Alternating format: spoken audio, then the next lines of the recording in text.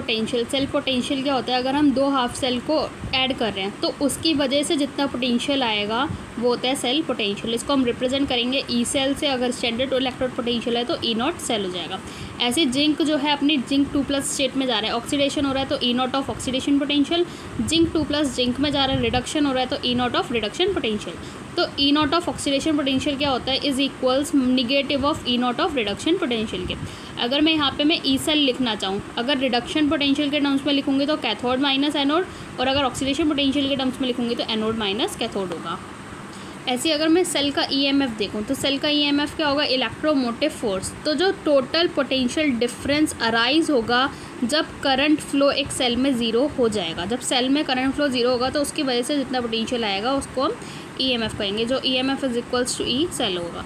अब अगर हम रिलेशन देखें between Gibbs free energy of cell and electron potential of cell, तो डेल्टा जी जिसको हम गिब्स फ्री एनर्जी से रिप्रेजेंट करेंगे तो इसका फॉर्मूला होता है -NF_E0, जहाँ पे डेल्टा जी क्या है, Gibbs free energy of cell, जो कि एक स्टेट फंक्शन है और एक्सटेंसिव प्रॉपर्टी है जो कि एडिटिव इन नेचर होती है। जहाँ पे n का मतलब है टोटल नंबर ऑफ इलेक्ट्रॉन्स जो कि ट्रांसफ़र हो रहे हैं एक हाफ सेल में या फिर एक सेल में। ई का मतलब क्या है, वहाँ पे इलेक्ट्रोड पोटेंशियल ऑफ सेल या फिर हाफ सेल। एफ जो कि एक फराडे कांस्टेंट है जिसकी यूनिट होती है 1 फराडे, जो कि इज इक्वल्स टू होता है 96500 कुलम चार्ज, जो कि किसके बराबर है, चार्ज ऑफ 1 मोल इलेक्ट्रॉन के। तो अगर मैं डेल्टा जी को रिडक्शन पोटेंशियल के टर्म्स में लिखूंगी तो वो आ जाएगा -NF, और ई भी रिडक्शन पोटेंशियल के टर्म्स में आएगा। अगर ऐसी फर्दर ऑक्सीडेशन पोटेंशियल के टर्म्स में लिखूँ तो ई भी ऑक्सीडेशन पोटेंशियल के टर्म्स में आएगा। अगर सेल के लिए लिखूँ तो ई भी सेल का आएगा। अगर स्टैंडर्ड लिखा जाएगा तो डेल्टा जी नॉट स्टैंडर्ड लिखा जाएगा तो ई नॉट भी स्टैंडर्ड आएगा।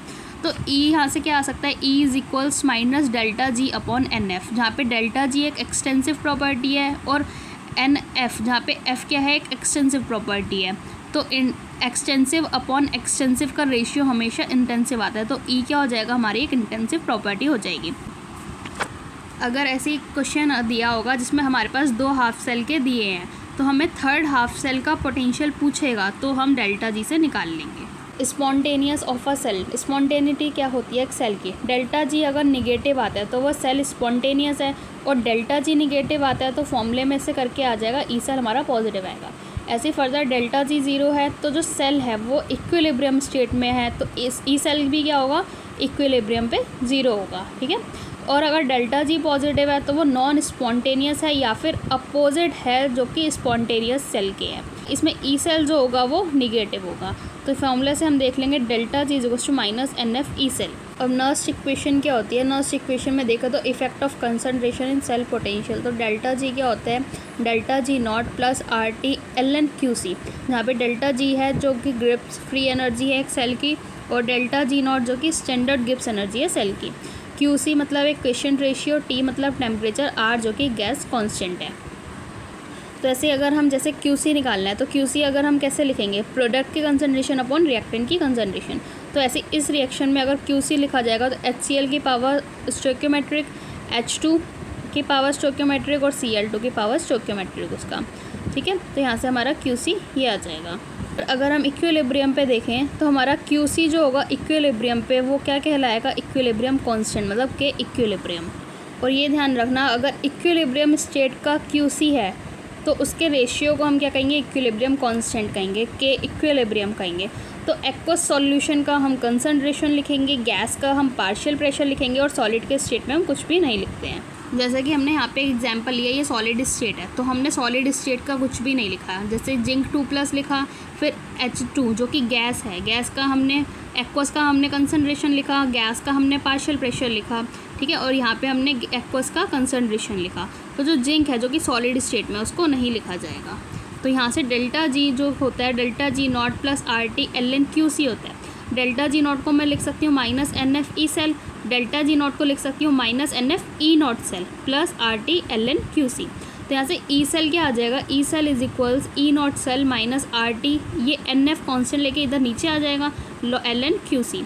अब अगर मैं ln को लॉग में कन्वर्ट करना चाहूँ तो कैसे होगा, मल्टीप्लाई कर देते हैं हम 2.303 से, तो E cell is equals E not cell minus 2.303 RT log QC। ln जो है वो कन्वर्ट हो गया लॉग में बाय मल्टीप्लाइंग 2.303, जहाँ पे ई नॉट सेल जो है वो कांस्टेंट होता है फॉर पर्टिकुलर वैल्यू के लिए और जो कि डिपेंड नहीं करता है अपॉन कंसनट्रेशन ऑफ रिएक्टेंट्स या फिर प्रोडक्ट। लेकिन ई सेल जो है वो वेरिएबल होगा और डिपेंड करेगा प्रोडक्ट और रिएक्टेंट की कंसनट्रेशन पे।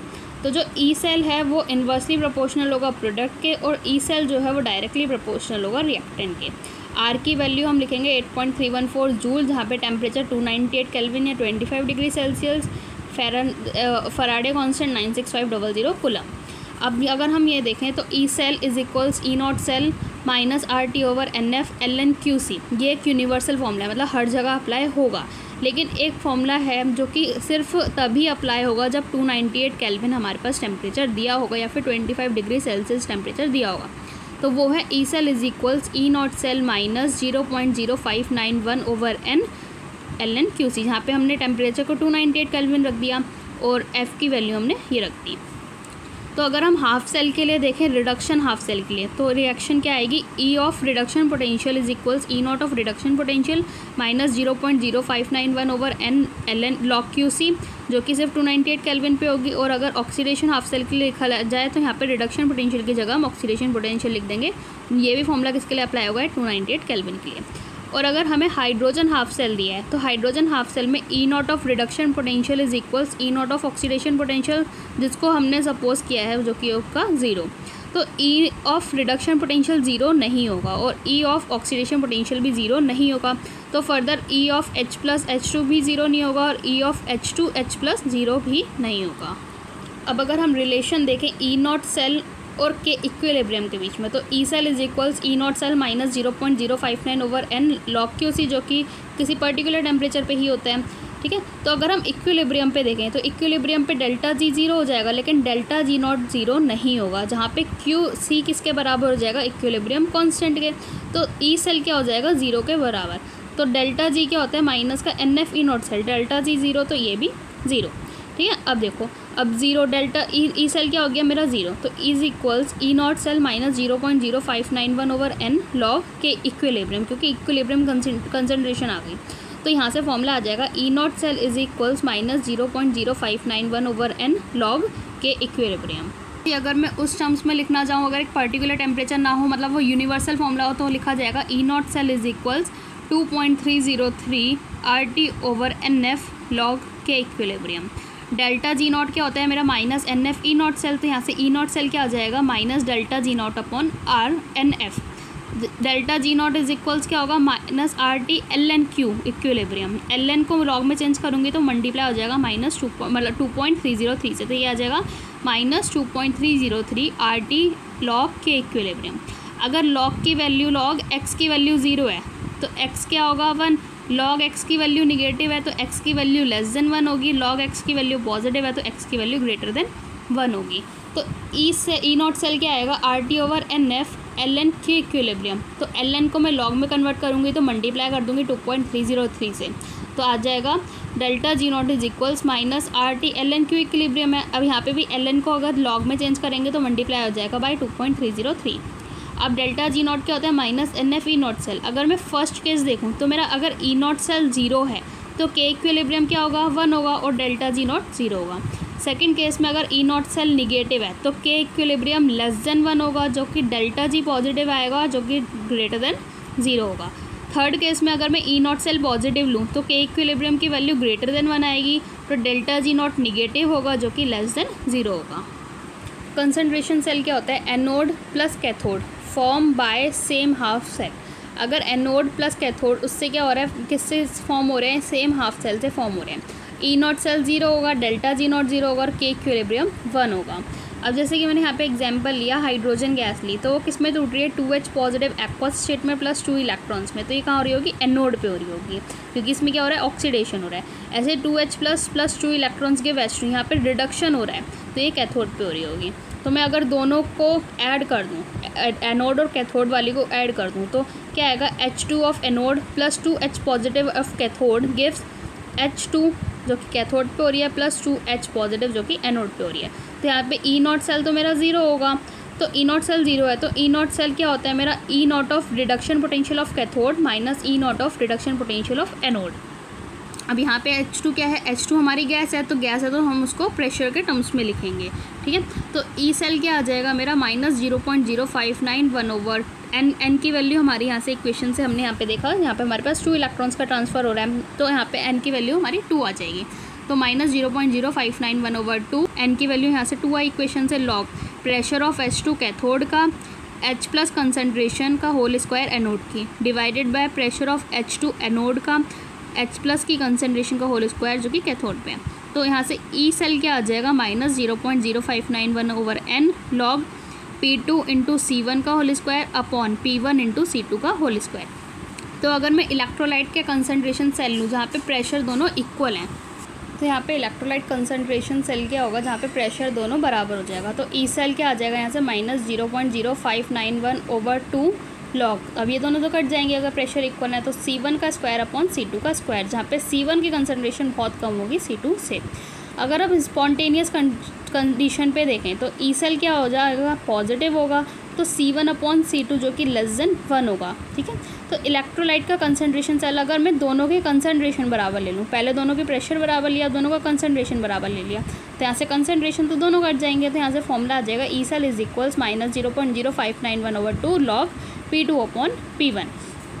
ठीक है, जहाँ पे ई सेल क्या होगा मेरा पॉजिटिव होगा, डेल्टा जी क्या होगा निगेटिव होगा, तो P2 अपॉन P1 इज़ <1, या फिर मैं कह सकती हूँ P2 जो है वो P1 से कम है।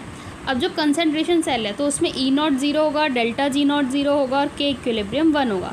तो दो कंडीशंस हैं, इलेक्ट्रोलाइट कंसनट्रेशन सेल या इलेक्ट्रोड कंसनट्रेशन सेल, दोनों में E0 सेल 0, दोनों में डेल्टा G0 0 और दोनों में K इक्विलिब्रियम 1। अब इलेक्ट्रोलाइट कंसनट्रेशन सेल में जो इलेक्ट्रोलाइट की कंसनट्रेशन होगी दोनों सेल की वो अलग अलग होगी, मतलब दोनों की कंसनट्रेशन इक्वल नहीं होगी।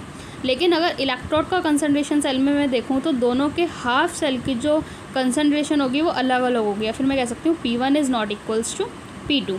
तो यहाँ पे जो इलेक्ट्रोड कंसनट्रेशन होगा वो सेम होगा, मतलब P1 P2 के बराबर होगा, और यहाँ पे कंसनट्रेशन इलेक्ट्रोलाइट का सेम होगा, यहाँ पे मतलब C1 C2 के बराबर होगा। तो स्पॉन्टेनियस कंडीशन अगर देखी जाए तो स्पॉन्टेनियस कंडीशन में ई सेल क्या आ जाएगा पॉजिटिव, तो यहाँ से क्या आ जाएगा स्पॉन्टेनियस कंडीशन पे ई cell positive, C1 is C2, तो ई सेल क्या हो जाएगा -0.059/2 लॉग C1 का स्क्वायर अपॉन C2 का स्क्वायर। अगर मैं यहाँ पे स्पॉन्टेनियस कंडीशन लूँ तो E cell positive, delta G negative, जहाँ पे P2 जो होगा वो लेस होगा P1 से, तो ई सेल आ जाएगा -0.0591/2 लॉग P2 अपॉन P1।